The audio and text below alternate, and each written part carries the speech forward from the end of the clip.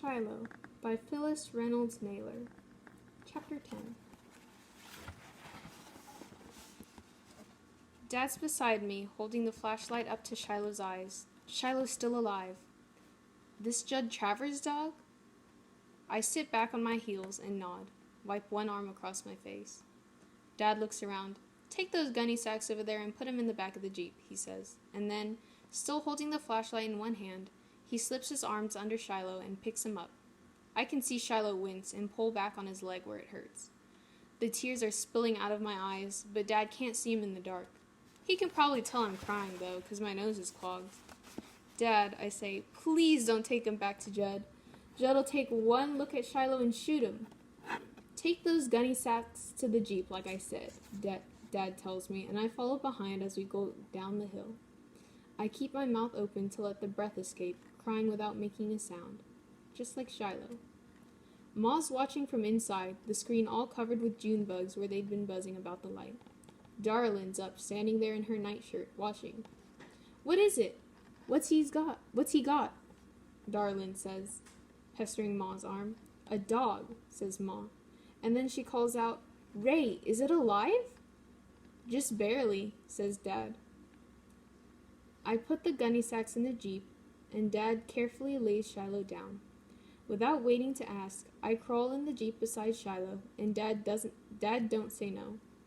He goes in the house for his trousers and his keys, and then we're off. I'm sorry, Shiloh, I whisper over and over, both hands on him so he won't try to get up. The blood's just pouring from a rip in his ear. I'm so sorry. Jesus help me, I didn't know Baker's dog could leap that fence. When we get to the bottom of the lane, instead of going up the road toward Judd's place, Dad turns left towards Friendly, and halfway around the first curve, he pulls in Doc Murphy's driveway. Light's still on in a window, but I think old Doc was in bed, 'cause he come to the door in his pajamas. Ray Preston? He says when he sees Dad. I sure am sorry to bother you this hour of the night, Dad says, but I got a dog here hurt bad. And if you could take a look at him, see if he can be saved, I'd be much obliged. We'll pay. I'm no vet, says Doc Murphy, but he's already standing aside, holding the screen open with one hand so we can carry Shiloh in.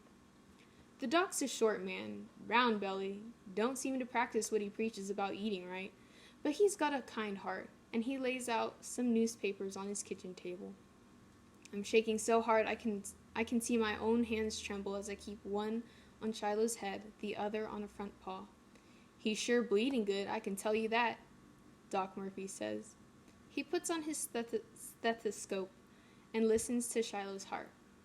Then he takes his flashlight and shines it in the dog's eyes, holding each eye open with his finger and thumb. Finally, he looks at the big, ugly wound on Shiloh's hurt leg, torn open right to the bone, the bites around Shiloh's neck, and the ripped ear. I turn my head away and sniffle some more. I'll do what I can, Doc says. The thing we got to worry about now is infection. That leg wound is gonna take 20, 30 stitches. What happened? I figure Dad will answer for me, but he don't. Just turns to me. Marty? I swallow. Big old German Shepherd chewed him up. Doc Murphy goes over to the sink and washes his hands. Baker's dog? Every time that Shepherd gets loose, there's trouble. He comes back to the table and takes a big needle out of his bag, fills it full of something. Something to make Shiloh numb, maybe. This your dog, son? I shake my head. No? He looks at me, then at Dad. Dad still won't say nothing, makes me do the talking. While the doc leans over Shiloh and slowly inserts the needle in his side, I get up my nerve. It's Judd Travers, I tell him. I got to start practicing the truth sometime. Judd Travers? This is the dog he's missing? How come you brought it in? I had him, I say. Doc Murphy sucks in his breath and then lets it out a little at a time. Phew, he says, and goes on about his work. Don't know how long we're there in Doc's kitchen, Dad standing over against the wall, arms folded, me with my hands cupped over Shiloh's head while Doc Murphy washes the wounds, dresses them, and starts stitching the skin back up. Once or twice, I feel Shiloh jerk, like it hurts him, but when he lays too still, I don't know if it's because he's numb or if he's dying. The next 24 hours, we'll know if this dog's going to live, the doc says. You check with me tomorrow evening. We'll have some idea then. I can keep him here for a day or two, Ray. Then, if he makes it, you can take him on home. I put my face down near Shiloh's again, my mouth next to his ear. Live, Shiloh, live, I whisper. Hardest thing in the world is to leave Shiloh there at Doc Murphy's, the way his eyes follow me over to the doorway, the way his muscles move like he's trying to get up when he sees me leaving.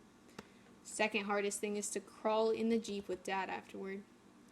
There isn't a word passed between us till we get home. Once Dad turns the motor off, though, and I'm all set to get out, he says, Marty, what else don't I know? What? I ask. You keepin' Judd's dog up there on our hill, got a place for him all built, never letting on. What else you keepin' from me? Nothing, Dad. How do I know that's not another lie? 'Cause it's not. You saying so don't make it true. I knew then what Mom meant. But it's not all so black and white as Dad makes it out to be, neither. And sometimes, when I get mad, it clears my head. You would have thought more of me if I let that dog wander around till Judd found it again, kick the daylights out of him? I asked. That what you want me to do, Dad? I want you to do what's right. What's right? For once in my 11 years, I think I have my dad stumped. Leastways, it seems to be 40 seconds before he answers. You've got to go by the law. The law says a man that pays money for a dog owns that dog. You don't agree with the law? Then you work to change it. What if there isn't time, Dad?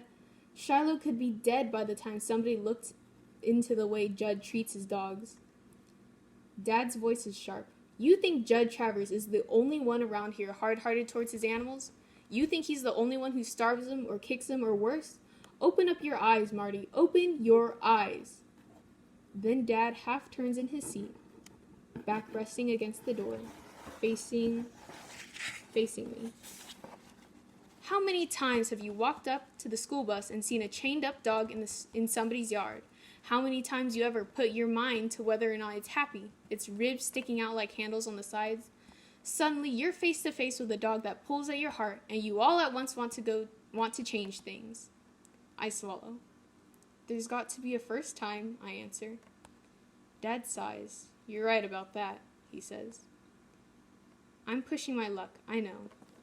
If Doc Murphy don't tell Judd about Shiloh, can we bring him back here and keep him? I could build him a better pen, make the fence high enough so the shepherd can't get in. Dad opens the Jeep door on his side. No, he says, and gets out. I get out too. Just till Shiloh's better then? You know how Judd treats anything that don't work right. He'll shoot Shiloh, Dad. I found a dog once before over near Judd's place with a bullet hole in his head. We could at least get Shiloh well. I'm going to pay Doc Murphy's bill, I'll promise you that. You get all my canned money for the next 3 years, and I'll deliver the county paper too if I get the chance. Honest, I promise. Dad studies me. You can keep him here till he's well. That's all. Then we're taking him back to Judd. And he goes in the house. My heart starts pounding again. Thumpity thump, thumpity thump. There's still time, I'm thinking. Shiloh's still alive, and I ain't licked yet.